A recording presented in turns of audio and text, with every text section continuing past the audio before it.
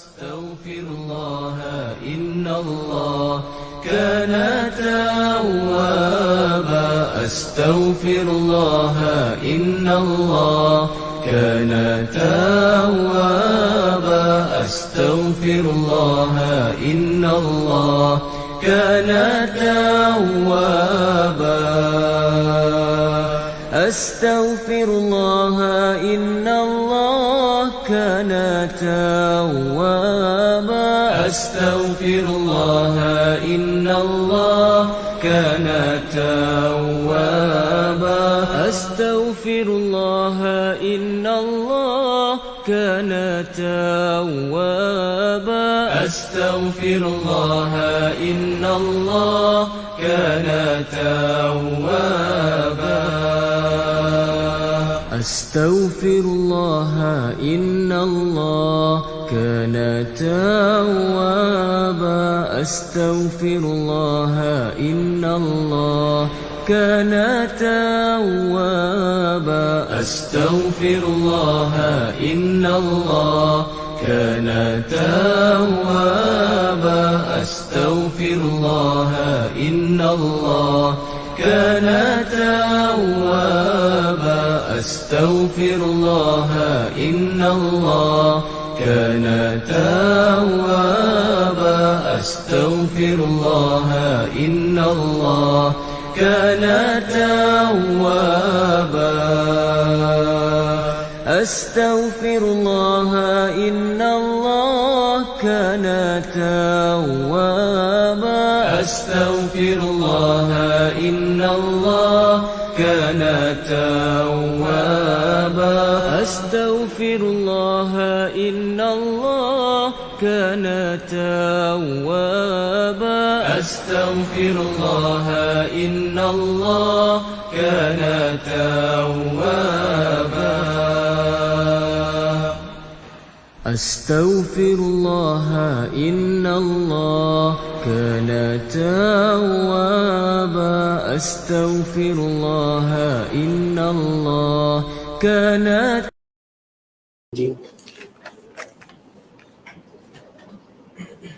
بسم الله الرحمن الرحيم يا بني آدم إما يأتينكم رسل منكم يقصون عليكم آياتي فمن اتقى وأصلح فلا خوف عليهم ولا هم يحزنون والذين كذبوا بآياتنا واستكبروا عنها أولئك أصحاب النار هم فيها خالدون ومن أظلم ممن افترى على الله كذبا أو كذب بآياته أولئك ينالهم نصيبهم من الكتاب حتى إذا جاءتهم رسلنا يتوفونهم قالوا أينما كنتم تدعون من دون الله قالوا ضلوا عنا وشهدوا على أنفسهم أنهم كانوا كافرين قال ادخلوا في قد خلت من قبلكم من الجن والإنس في النار كلما دخلت أمة لعنت أختها حتى إذا اداركوا فيها جميعا قالت أخراهم لأولاهم ربنا هؤلاء أضلونا فآتهم عذابا ضعفا من النار قال لكل ضعف ولكن لا تعلمون وقالت أولاهم لأخراهم فما كان لكم علينا من فضل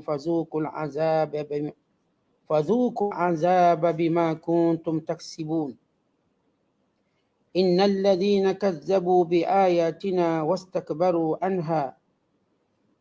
واستكبروا عنها لا تفتح لهم أبواب السماء ولا يدخلون الجنة حتى يلج الجمل في سم الخياط وكذلك نجزي المجرمين لهم من جهنم مهاد ومن فوقهم غواش wa kadzalika najzi zalimin. Sadaqallahul azim. Wahai anak-anak Adam, datang kepada kamu rasul-rasul dari kalangan kamu yang menceritakan kepada kamu ayat-ayat perintahku. Maka sesiapa yang bertakwa dan memperbaiki amalnya, tidak ada kebimbangan dari berlakunya kejadian yang tidak baik terhadap mereka. Dan mereka pula tidak akan berduka cita. Dan orang-orang yang mendustakan ayat-ayat, yakni perintah kami, dan yang angkuh merasa dirinya lebih daripada mematuhinya, merekalah ahli neraka. Mereka kekal di dalamnya.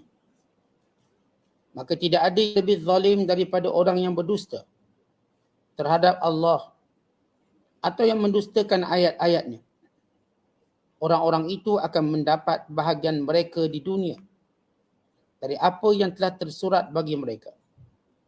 Hingga apabila datang kepada mereka utusan-utusan kami, malaikat yang mengambil nyawa mereka, bertanyalah malaikat itu kepada mereka, manakah makhluk-makhluk dan benda-benda yang kamu sembah selain Allah? Mereka menjawab, semuanya itu telah hilang lenyap daripada kami.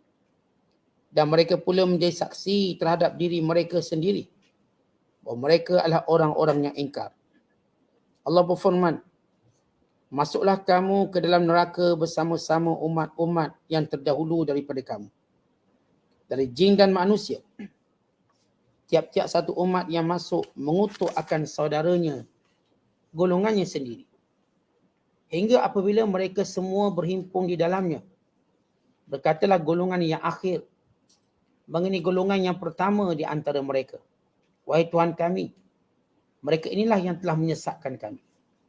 Oleh itu berilah kepada mereka azab seksa yang berlipat ganda dari azab neraka. Allah Ta'ala berfirman, kamu masing-masing disediakan azab seksa yang berlipat ganda tetapi kamu tidak mengetahuinya.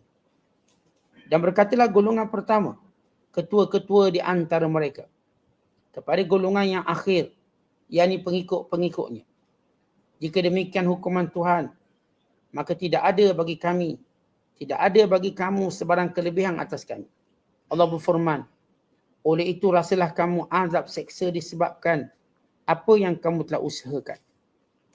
Sesungguhnya orang-orang yang mendustakan ayat-ayat perintah kami dan yang angkuh merasa dirinya lebih daripada mematuhinya, tidak sekali-kali akan dibukakan bagi mereka pintu-pintu langit. Dan mereka tidak akan masuk syurga sehingga unta masuk di lubang jarum.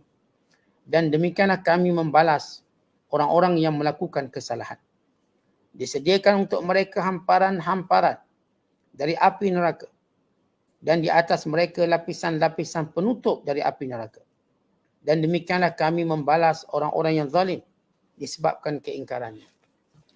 Masih lagi dalam penafsiran suratul A'raf, surah yang ke-7 pada juzuk yang ke-8, pada ayat yang ke-35 sehinggalah pada ayat yang ke-41. Yang sebahagian ayat ini telah kita bacakan semalam tapi kita belum tafsirkan. Maka pada malam ini kita akan menafsirkannya, menjelaskan maksud ayat-ayat yang telah kita bacakan. Selepas mana Allah Ta'ala menerangkan bahawa setiap individu, bahkan bagi setiap umat, negara ada ajal yang telah ditentukan oleh Allah. Tidak boleh dipercepatkan, tidak juga boleh diperlambatkan. Maka Allah Ta'ala menceritakan bagaimana keadaan sesudah mati. Ini keadaan anak-anak Adam, manusia selepas kematian. Bila dah sebut sebelum ini, setiap umat ada ajal. Baik, lepas ajal apa berlaku? Maka Allah Ta'ala menceritakan kalangan orang yang taat kepada Allah. Maka siapa sahaja yang taat pada Allah selepas mati, dia langsung tak ada kebimbangan. Dia langsung tak ada kesedihan dan tak ada apa-apa sahaja yang menggusarkannya. Manakala orang-orang yang melanggar perintah Allah, orang-orang yang kufur dan syirik, maka mereka akan dicampakkan ke dalam azab yang amat pedih, yang tidak pernah mereka gambarkan kesusahan tersebut. Kalau selama ini mungkin di dunia, sebahagian mereka menolak Islam takut susah. Takut mereka akan mengalami kehidupan yang punya sekatan dan sekatan. Maka Allah menceritakan akhirat kelak. Ada azab yang disediakan bagi orang yang mengingkari perintah Allah. Orang-orang yang mempersekutukan Allah. Orang-orang yang melakukan kezaliman dengan azab yang tidak terperi sakitnya. Allah berfirman, Ya Bani Adam, wahai anak-anak Adam, imma ya'tiyannakum rusulun minkum. Sama ada telah datang kepada kamu Rasul-Rasul minkum di kalangan kamu. Maksud di kalangan kamu ada dua makna. Yang pertama di kalangan manusia seperti kamu. Artinya tidak ada Rasul di kalangan malaikat. Tidak juga di kalangan jin. Di kalangan kamu, di kalangan manusia. Yang kedua, yang dimaksudkan Rasul di kalangan kamu, di kalangan bangsa kamu. Setiap bangsa Allah hantar Rasul yang mereka boleh memahami tutur kata, perbahasan ataupun percakapan, untuk menjadi asas dan teras dakwah. Maka bila umat sebelum ini, tak kira bangsa apa, maka Allah bangkit seorang Nabi dan Rasul. Demikian umat demi umat. Supaya tidak ada alasan dengan mengatakan itu Nabi tadi daripada bahasa lain, bahasa asing, kami tak faham. Semua umat dan semua manusia Allah fahamkan bahasa pada Nabi. Sama ada memahaminya kerana Nabi itu di kalangan mereka atau memahaminya dengan terjemahan. Akhirnya mereka faham. Sebagaimana manusia menguasai bahasa-bahasa yang lain atau memahami instruction atau arahan-arahan yang lain. Demikian Allah tidak akan menegakkan hujah atau tidak akan menyeksa sehingga kelompok manusia ini telah datang kepada mereka dakwah yang mereka fahami. Sama ada kita katakan Rasul di kalangan manusia dan Rasul di kalangan bahasa mereka. Kemudian Allah Ta'ala menyatakan, Yakussuna alaikum ayati. Di mana Nabi-Nabi dan Rasul-Rasul ini menceritakan, menjelaskan, menerangkan segala hukum hakam. Baik, Allah menyebut dengan perkataan yakussun. Yakussun kalau kita lihat secara makna literal artinya bercerita. Kerana manusia ini tuan-tuan sekalian, bila dia mendengar suatu bentuk cerita, maka dia nak dengar. Kerana cerita itu salah satu daripada keinginan manusia nak tahu.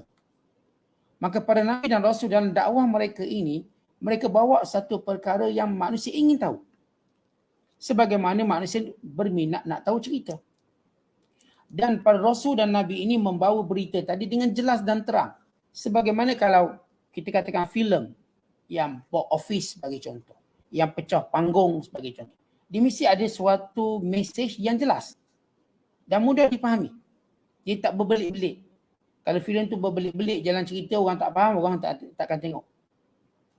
Para Rasul ini waktu mereka bercakap sehingga manusia ingin mengetahui sebagaimana mereka ingin mengetahui tentang cerita-cerita. Sebab para Rasul menceritakan perkara lain. Perkara yang di luar pengetahuan akal manusia, yang tak ada dalam buku, yang tak ada dalam pengalaman datuk nenek moyang mereka.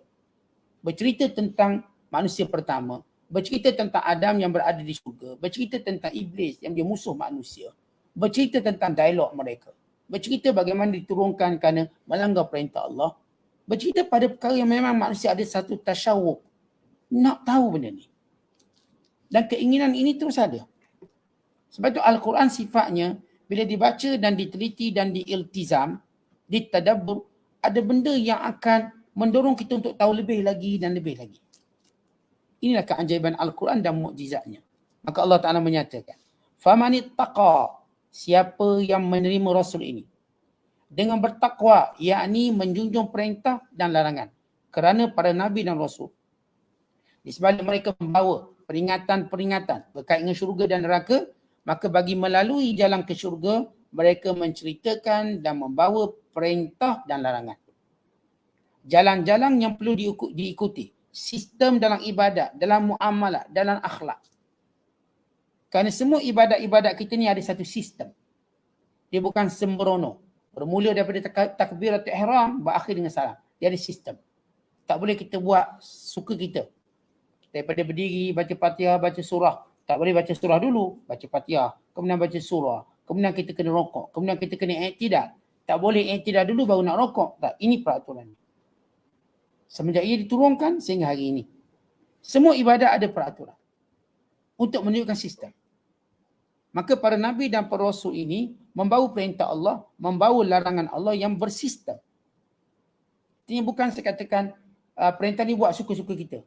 Jadi sistem dia. Waktu solat bila, waktu puasa bila. Tak boleh-boleh tak saya nak puasa awal sikit Ramadan. Sebab saya bulan Ramadan sibuk. Saya bisnes, bazar Ramadan. Jadi saya akan puasa bulan Syaban 30 hari. Ramadan tak payah puasa. Maka tak boleh. Boleh tak saya nak pergi haji bukan bulan Zulhijjah. Bulan Zulhijjah sibuk sangat lah. Saya nak pergi bulan Muharram. Tak ramai sikit orang. Atau bulan Safar. Tak boleh. Boleh tak saya nak ukur bukan 9. Pada 9 Zulhijjah. Saya nak ukur lewat sikit supaya tak ada orang. Tak boleh. Ini ada sistem. Semua kita ikut peraturan. Semenjak zaman Nabi Adam sehingga zaman Nabi Muhammad SAW, penutup sekalian Nabi dan Rasul, semuanya mengajar tentang ibadat ini ada sistem. Tidak boleh sembrono. Tak boleh ikut cita rasa kita. Kita nak tambah, kita tambah. Kita nak kurang, kita kurang. Tak boleh. Maka ini yang Allah Ta'ala sebut. Famanittaqa. Siapa yang bertakwa, dia mengikut sistem perintah dan larangan. Wa aslaha, dan sentiasa memperbaiki dirinya. Untuk menunjukkan manusia ni senantiasa ada kekurangan. Maka takwa salah satu jalan bagi mereka memperbaiki kekurangan mereka. Artinya dengan beribadat, mentaati Allah dalam situasi, dalam keadaan yang berterusan, dalam keadaan yang berpanjangan, itu akan memperbaiki diri kita. Umpama kita katakan latihan, seorang pemain bola, dia berlatih setiap hari, lama-lama jadi pandai, sempurna dia. Umpama seorang tukang, tiap hari dia bertukang, akhirnya sempurna pertukangan dia. Expert dia. Sama juga dalam seorang nak baiki diri, maka menjunjung perintah Allah senantiasa, maka ini sahaja yang boleh baiki diri dia. Sebab itu Allah menyebut perkataan wa aslah, dan sentiasa memperbaiki dirinya. Fala khaufun, maka tiada ketakutan kepada mereka. Walahum yahzanun, dan tiada kebimbangan kepada mereka. Maksud tiada ketakutan. Bila mereka mengetahui Allah yang berkuasa, Allah yang menciptakan, Allah yang memberi rezeki, Allah yang menentukan segala-galanya, maka apa lagi mereka nak takut? Kerana mereka melihat semuanya ini dengan takdir Allah. Semuanya ini dengan kehendak Allah. Bahawa Allah berkuasa atas tiap-tiap makhluknya. Makhluk tidak berkuasa. Bila mana mereka telah menyerahkan diri mereka kepada Allah, maka untuk apa mereka takut? Walahum yahzanun, dan mereka tidak pernah merasa bimbang.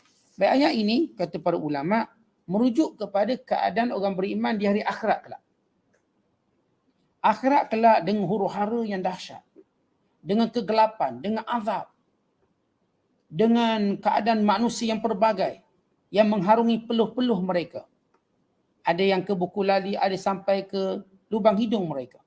Dengan keadaan panas mentari yang kuat, bisa mampu mencairkan manusia. Yang keadaan kemurkaan Allah. Namun orang beriman tidak merasakan benda itu. Mereka tenang, mereka damai, mereka tidak berduka cita. Mereka seperti orang yang menunggu keputusan pengumuman pemenang.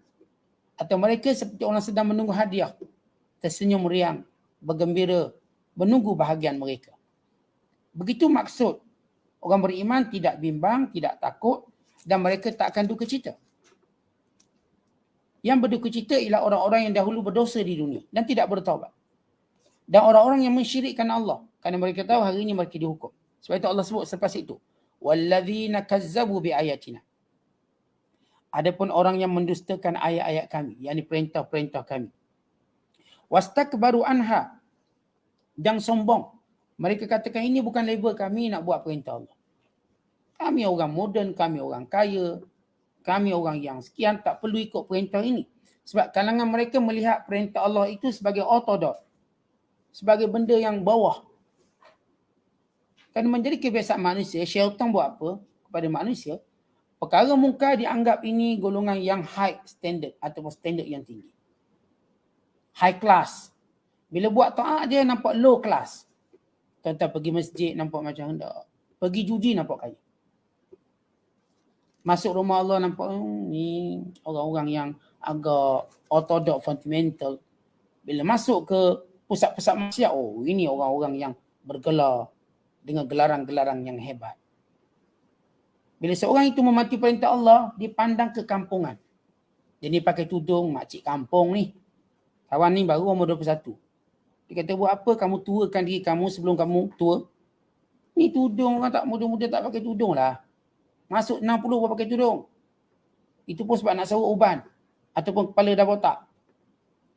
Mereka mendakwa, muda-muda bila buat perintah Allah jadi tua cepat. Yalah, muda-muda pakai kopi orang tua awak ni. Kita muda-muda, anak-anak kita muda-muda tutup aurat dengan sempurna, pakai tudung labuh. Tua, makcik, dia panggil makcik terus.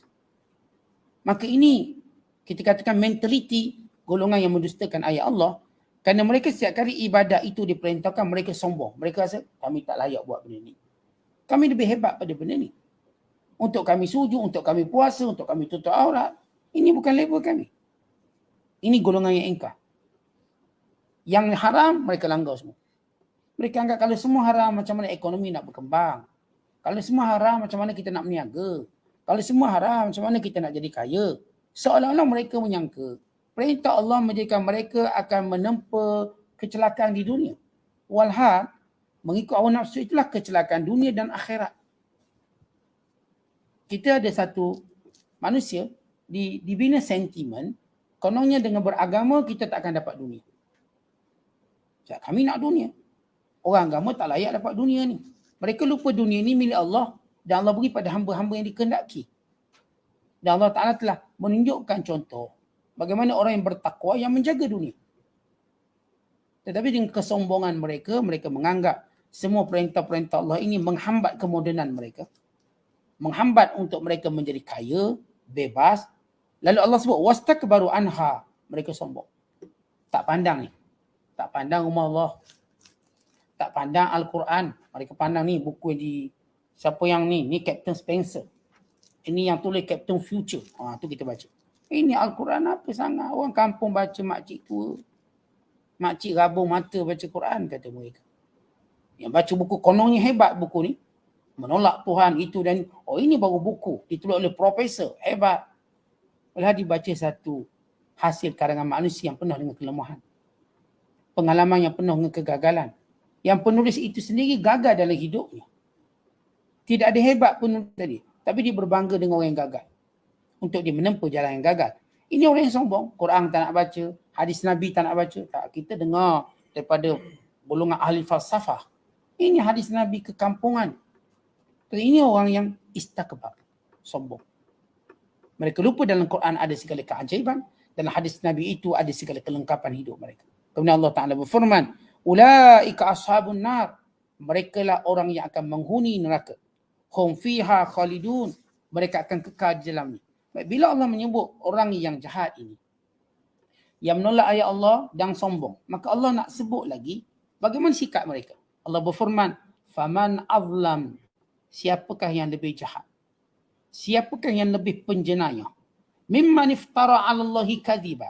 Iaitu orang-orang yang selalu mendustakan Allah, melakukan pendustaan pada Allah dan menolak perintah Allah. Wa kazzaba bi ayati. Ada dua perangai. Yang pertama, mereka sesuatu yang bukan datang dari Allah, mereka nisbahkan pada Allah. Allah cakap macam ni, Tuhan cakap macam ni. Mereka kata, Tuhan tak marah kita kaya. Judi ke riba, tak ada, kita nak kaya. Sebagaimana kata seorang penulis lesbian yang bernama Ishak Manji, Tuhan tidak marah kita bercinta. Untuk dia menghalalkan dia bercinta sama jenis. Dia ni betina, nak kahwin betina. Maka menggunakan, menisbahkan kepada Allah, kononnya tak dilarang. Ada seorang pejuang LGBT di Indonesia. Dia kata, mana ada dalam Quran Allah mencela orang yang buat homoseks, lesbian. Tuhan tak makan, itu ialah cinta fitrah. Ini namanya taqawul. Mereka nak langgar satu perintah, lalu mereka kata Tuhan tak marah, Tuhan tak larang pun. Bukan mereka kata itu Tuhan suruh. Tuhan suruh apa jenayahnya? Mereka melupakan ayat-ayat azab.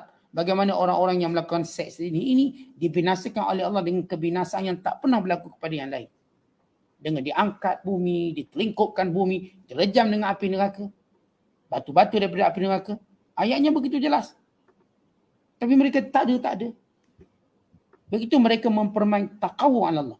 Artinya jahat. Golongan pertama yang masuk neraka kekal dalamnya. Yang pertama golongan yang mengada-ngadakan hukum lalu menisbahkan pada Allah. Yang kedua, au kadzdzaba bi ayati, yang menolak perintah Allah. Kita kata solat, kita kata puasa, tutup aurat, jangan syirikkan Allah, jangan sekutukan Allah, jangan percaya kekuasaan lain pada Allah. Ingat, semua berlaku dengan izin Allah. Dia kata boleh, kalau Allah tak izin pun boleh jadi. Kita kuat, kita gagah, kita bijak. Kata ini golongan kelompok yang mendustakan ayat Allah, yang mensyirikkan. Satu kelompok mengada-ngadakan satu hukum hakam dan dinisbahkan pada Allah. Satu kelompok lagi mengadakan sekutu bagi Allah dan menolak perintah Allah. Kemudian kata Allah, ulaika yanaluhum nasibuhum minal kitab. Mereka akan mendapat bahagian-bahagian mereka atas sebab perbuatan mereka itu. Hatta idza ja'atuhum rusuluna, sehingga nanti bila datang kepada mereka malakul maut. Yang pertama yang kita dah sebut semalam, sombong bagaimana pun manusia, maka dia akan ada waktu hina dia. Bila? Waktu mana datangnya malakul maut. Ketika mana datang malakul maut, kata Allah, yatawaffawnahu, mematikan mereka, mengambil nyawa mereka. Qalu, lalu malaikat maut ini, malaikat pencabut nyawa ini berkata, aina ma kuntum tad'una min dunillah. Mana dia sekutu-sekutu yang kamu dakwa? Mana dia kekuatan-kekuatan yang kamu kata boleh pertahankan diri kamu? Harta kamu mana? Pangkat kamu mana? Kawan-kawan kamu mana? Mana Tuhan-Tuhan lain yang kamu katakan ia Tuhan kamu, yang kamu sekutukannya? Dalam ayat ini kita lihat ayat yang Allah tak sebut qalu, malaikat berkata. Ini menguatkan pandangan bahawa malakul maut yang ambil nyawa tadi, malakul maut ni ada pembantu malakul maut. Dia akan mengambil nyawa. Setengah ulama menyatakan malakul maut ni cuma seorang. Dia ambil nyawa semua. Umpama malakul maut itu semua nyawa berada di tapak tangan dia. Ini satu pendapat. Pendapat kedua kata tidak. Malakul maut namanya Israel tadi, dia ada pembantu di awan. Maka pembantu-pembantunya mengambil nyawa. Setiap orang yang Allah perintahkan ajalnya tamat. Maka ketika mana malakul maut cabut nyawa, malakul maut ni tempelak orang ni. Siapa? Yang mendustakan ayat Allah, yang menyekutukan Allah. Mana dia kekuatan yang kamu dakwa selama ni? Kamu rasa tak mati, kamu tidak mau taat pada Allah, kamu rasa sekutu Allah ni lebih power dari Allah. Mana dia? Mana mereka? Lalu mereka menjawab dengan penuh hina. Qalu dhallu anna, hilang semua dah. Tak ada makna semua dah. Tak boleh tolong semua dah. Tak berguna semua dah. Tak bermanfaat semua dah. Ini perkataan dhallu anna. Dah hilang dah. Tak ada dah. Tak boleh beri manfaat, tak boleh tolong kami. Sangkaan kami silap. Perbuatan kami salah. Wa syahidu, dan mereka menyaksikan. Ala anfusihim, atas diri mereka. Annahum kanu kafirin, mereka salah. Mereka tak kufur pada Allah. Yang selama ini mereka tak mengaku. Hari ini, pada hari malakul maut mengambil nyawa mereka. Baik, selepas Allah Ta'ala menyebut, proses bermula daripada setiap makhluk Allah ada ajal. Dan dalam ajal tadi, manusia selepas ajal terbagi pada dua kelompok. Kemudian Allah menyebut kelompok yang derhaka pada Allah, jahatnya kat mana? Jahatnya kan dua. Mengada-ngadakan hukum, disandarkan pada Allah, dan mensyirikkan Allah, yakni melanggar perintah-perintah Allah. Kemudian Allah cerita bagaimana datang malakul maut mencabut nyawa-nyawa mereka sambil menempelak mereka. Lalu buat kali pertama, mereka menyaksikan mereka salah. Mereka menyaksikan mereka silap. Mereka menyaksikan bahawa mereka ini kufur pada nikmat Allah. Qala dukhulu. Lalu Allah berfirman kepada mereka, udkhulu fi umamin qad khalat min qablikum minal jinni wal insi finnar. Masuklah sebagaimana masuknya jin dan manusia ke dalam neraka disebabkan penderhakaan mereka pada Allah. Sebab kamu lawan Allah. Sebab kamu kufur dengan nikmat Allah. Sebab kamu tak peduli perintah Allah. Sekarang masuklah di dalam neraka. Kullama dakhalat ummatun la'anat ukhtaha. Di mana tuan-tuan sekalian masuk neraka ni dia ada puak-puak. Kumpulan-kumpulan. Sama juga masuk syurga. Setiap orang masuk syurga dia ada kumpulan pertama, kumpulan kedua, kumpulan ketiga. Maka yang masuk neraka ini masuk satu kumpulan. Kemudian masuk lagi kumpulan kedua. Maka setiap kali masuk setiap kumpulan, masing-masing melaknat antara satu sama lain. Menyalahkan antara satu sama lain. Masing-masing menyalahkan. Kemudian Allah menyebut, hatta idza daraku fiha, sehingga kesemua manusia dah masuk ke dalam neraka. Jin juga dah masuk dalam neraka. Jami'an, seluruhnya. Artinya pintu neraka sudah pun tertutup. Kerana semua ahli neraka sudah pun masuk neraka. Maka Allah cerita dialog dalam neraka. Qalat ukhrahum liulahum. Dan berkatalah yang kemudian kepada yang mula-mula. Maksud berkatalah pengikut kepada pemimpin mereka. Sebab kebaikan atau kejahatan dia akan ada pemimpin dan pengikut. Orang buat baik dia ada pemimpin dia ada pengikut dia. Orang buat jahat dia ada pemimpin dia ada pengikutnya. Maka para pengikut berkata kepada para pemimpin mereka, Rabbana Tuhan kami, haula'i adalluna. Inilah yang sesatkan kami dulu. Inilah yang mengaruhi kami dulu. Inilah yang mengajak kami siang malam pagi petang untuk kufur padamu, menolak rasul-rasulmu serta mengabaikan perintahmu.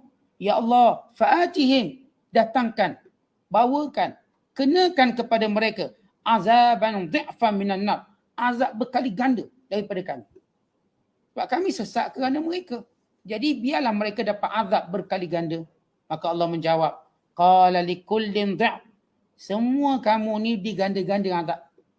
Tak ada istilah sikit ni banyak. Semua akan rasa berganda-ganda azabnya. Walakin la ta'lamun, tapi kamu tak tahu. Maksudnya bila orang masuk neraka, tak ada orang kata menganggap orang lain lebih teruk pada dia. Melainkan mereka merasakan mereka makin lama makin teruk dia azab. Begitu dahsyat neraka. Tuan-tuan, kita kat dunia, kalau kita kena azab, kalau kita susah, kita pasti akan nampak orang lain lebih susah pada kita. Kita sakit kaki, tu lagi teruk Ustaz, kena potong kaki. Kita miskin, tu lagi teruk Ustaz, rumah pun tak ada, duduk bawah jambatan. Yang duduk bawah jambatan, saya ni alhamdulillah di jambatan. Yang tu duduk bawah jalan. Tu duduk tengah jalan, lagi teruk. Di sini kalau kita cerita tentang azab dan kesusahan, kita akan jumpa orang yang lebih teruk pada kita. Tetapi di sana, semua rasa azab mereka itu lebih teruk pada orang lain. Saya lah lebih teruk, saya lah lebih teruk. Sebab itu kata Allah, likullin dhi'f. Semua yang jadi pengikut, yang menjadi pemimpin, sama-sama merasakan seolah-olah azab itu diganda-gandakan pada mereka. Langsung tidak kurang. Fala yukhaffafu anhumul azab walahum yunzarun. Mereka tidak diringankan, mereka tak diberi rehat. Kita kat dunia ni tuan-tuan ada rehat dia. Kita susah macam mana, kita sakit macam mana, bila mana kita dipengsangkan, kita ditidurkan, kita dibius, kita pun hilang sakit. Ambil painkiller, kurang sakit. Ambil painkiller, kurang sakit. Buat macam ni, kurang sakit. Ini di dunia, tapi tidak di akhirat. Seorang yang kena azab, pertama azab ni tidak dikurangkan, yang kedua dia tak ada rehat. Dia sentiasa merasa azab. Wa qalat ulahum li ukhrahum, dan berkata pemimpin mereka kepada pengikut mereka, fama kana lakum alaina. Tengok, kita sama-sama kena ganda, tak ada alasan kamu nak suruh kami digandakan. Sebab apa? Fadhuqul azaba bima kuntum taksibun. Sebab kamu pun ada akal macam kami. Kamu terima, kamu tolak, bukan kami paksa kamu ikut. Lalu Allah berfirman, rasakan azab pada hari ini dengan sebab perbuatan kamu. Ini satu amaran. Orang yang ta'assub, ikut orang tu, ikut orang ni, ingat, pemimpin-pemimpin yang bawa pada jalan kesesatan tak boleh tolong kamu. Tak boleh tolong kamu. Bukan saling melaknat antara satu sama lain. Kemudian Allah Ta'ala menyebut lagi balasan orang kafir. Innal ladzina kazzabu bi ayatina. Orang-orang yang mendustakan ayat kami. Wastakbaru anha, yang dahulunya sombong tentang ayat-ayat kami. La tufattahu lahum, tidak dibuka bagi mereka. Abwabus sama, pintu langit. Yakni pintu syurga. Nak masuk syurga dah tak boleh. Wala yadkhulunal jannah, mereka tak mungkin masuk syurga. Hatta yarijal jamalu fi samil khiyar, sehingga unta masuk ke lubang jarum. Wa kadzalika najzil mujrimin, demikian balasan pada penjenayah.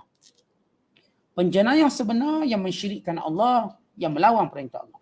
Allah Ta'ala menceritakan orang kafir kelak dalam neraka tidak dibuka pintu langit. Apa maksud tidak dibuka pintu langit? Yakni mereka ini tidak lagi diterima taubat, tidak lagi dirahmati, tidak lagi dikasih belah. Tak ada. Kita kan bila sebut moga pintu langit terbuka, yang rahmat, kasih sayang, penerimaan, tak akan diterima. Wala yadkhulunal jannah, tak akan masuk syurga. Kalau Allah memberi satu tashbih, gambaran mustahilnya, sebagaimana mustahil unta nak masuk lubang jarum. Jangan kata unta, kalau tali kapal nak masuk lubang jarum pun tak boleh. Ambil tali kapal, masuk lubang jarum. Apa nak jahit baju? Tak boleh. Sebagaimana kita kan ada ibarat macam ponggok rindukan bulan, macam sehingga kucing bertanduk. Kita ada tasbih dalam bahasa Melayu kita. Nak tunjuk benda tu mustahil, tak akan berlaku lah sampai kucing keluar tanduk.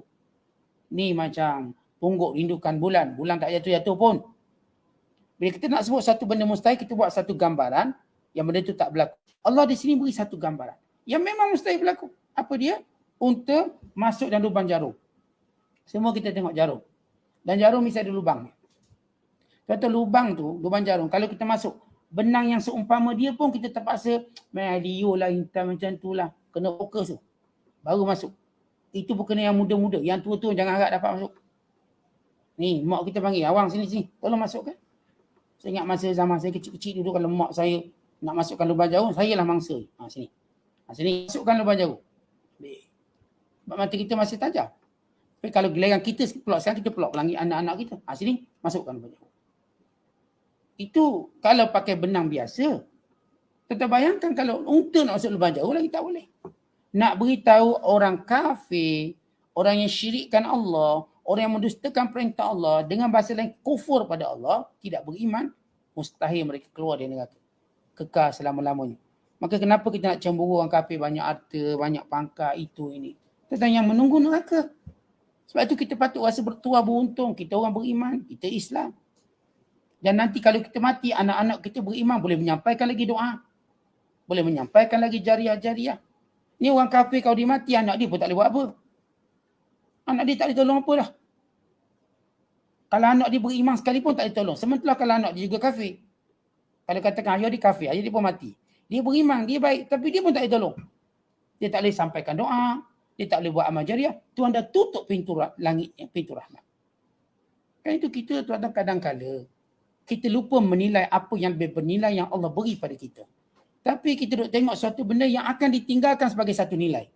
Dunia yang hebat itu bukan satu nilai yang akan ditinggalkan. Kita lupa iman yang Allah bagi untuk kita bersyukur. Hidayah. Bukan sekadar kita beriman, anak kita beriman, cucu kita beriman. Andai kata kita mati, doa-doa mereka sampai pada kita. Bukan doa saudara-saudara kita.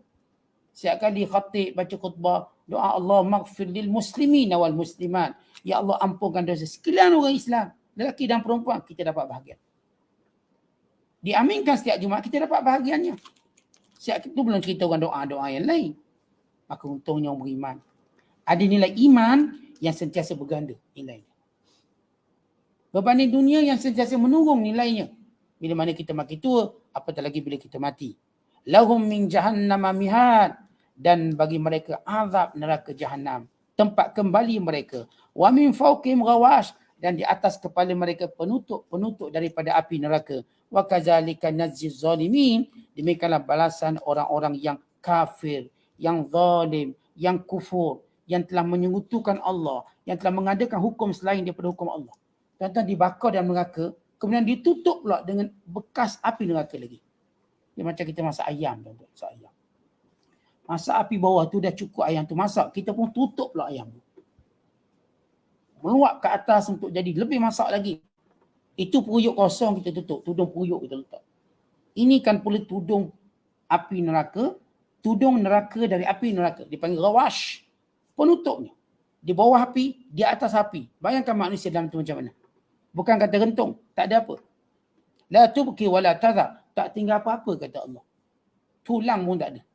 Sekali bakar, kemudian ada balik, dibakar lagi. Kan itu tuan-tuan berbaloi ke orang-orang kafir dengan nikmat yang mereka dapat di dunia. Berbaloi ke mereka nak sombong dengan apa yang mereka ada. Dan kita pula berbaloi ke kita nak ikut dia untuk dapat azab seumpama ini. Sedangkan kita semua tahu kesudahan dunia ni bagaimana. Kita dah tahu. Semua orang tahu. Sebab itu bergembiralah dengan iman kita. Bersyukurlah dengan iman kita. Dan berdoalah supaya kita ditetapkan dengan iman, dengan takwa ini. Dan kepada anak dan generasi kita. Wallahu a'lam bishawab. Assalamualaikum warahmatullahi wabarakatuh.